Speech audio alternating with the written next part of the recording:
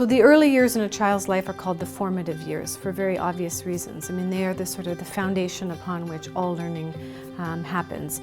But more importantly, I think the early years are really about establishing an understanding of oneself as a learner and understanding the emotional ups and downs that are part of normal learning processes, and helping a child to encounter these challenges, experience the wonderful frustration of learning. You know, with those moments when you can't quite figure it out and you have to stick with it until you can actually get to the other side. Those are lifelong skills. That type of grit is something that prepares children for everything in life. Reggio is the name of a city in Italy because it was founded there, or it commenced there, or it began to flourish there after the Second World War. And it is to some extent limited in terms of the Reggio, the official Reggio approach emerges from the schools that are in Reggio Emilia in Italy. The central sort of pillar, if you will, of the Reggio approach is something that they refer to as the pedagogy of listening. And this pervades literally every aspect of how they are, how they live, how they learn with the children.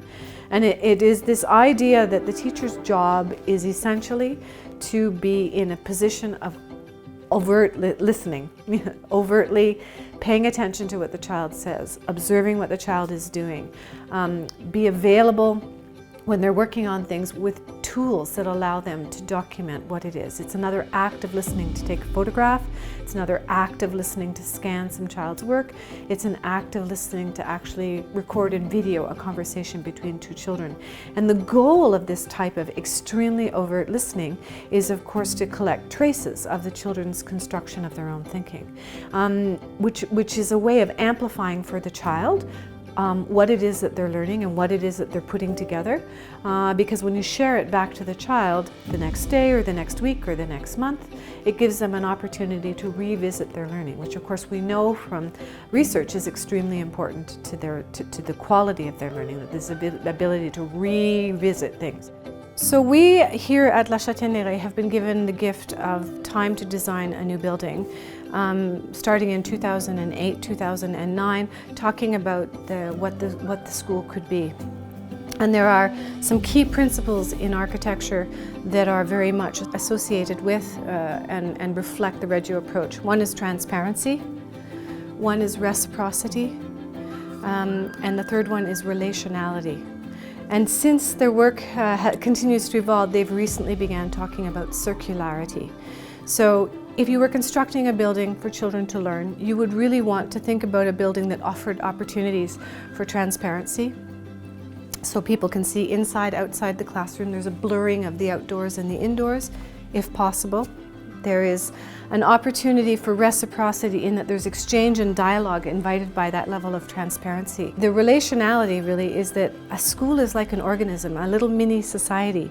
And our design, for example, of the La Châtaigneraie building allowed for us to create what the Italians would refer to as a piazza, a great space in the middle where we all cross. You know, in the center of a good community, there's a place where people gather, or a place that people cannot miss as they go about their daily business. And we've been able to create that in a couple different spaces in the La Châtaigneraie building. So the atrium provides that opportunity. The outdoor spaces offer that, as do things like a cafeteria or an au-delà. A classroom that makes careful choices about what it reflects about the life of that classroom on its walls, outside the classroom, inside the classroom, is one that has a level of intentionality that's really important. Natural materials, the blending of the outdoor and the indoor, so making sure that things are made of natural materials as much as possible. So the classrooms tend to be less cluttered, if you will, so that there's more room for the children, and there's more room for choice. There's more room for children to choose between a variety of different activities. There's, you know, you're very unlikely ever to find in a Reggio-inspired classroom rows of desks where children are working in isolation. You're going to find spaces where children come together, where children have a task to do, and they have multiple options as to where they can go to complete that task. And so the child accepts the responsibility then. The child is the one who has to take this environment, the things that it offers for him, and make the choices about it. Now this aligns with a lot of other pedagogies. For sure.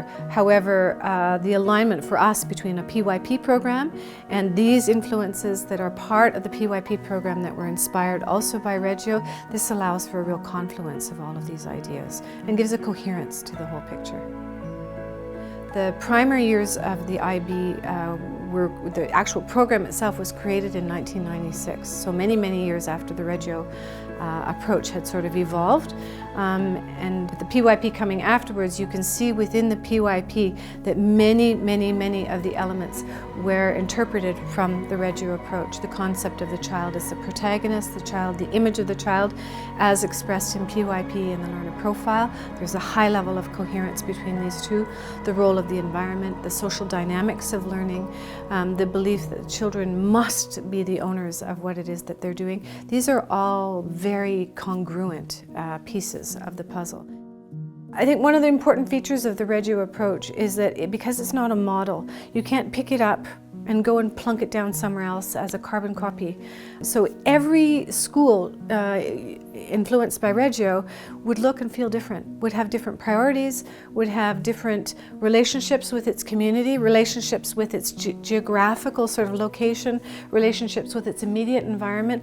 All of these features make each one unique so that they all come out with central ideas, if you will, or main pieces that are threads throughout all of their work, but they will look and feel different in every school.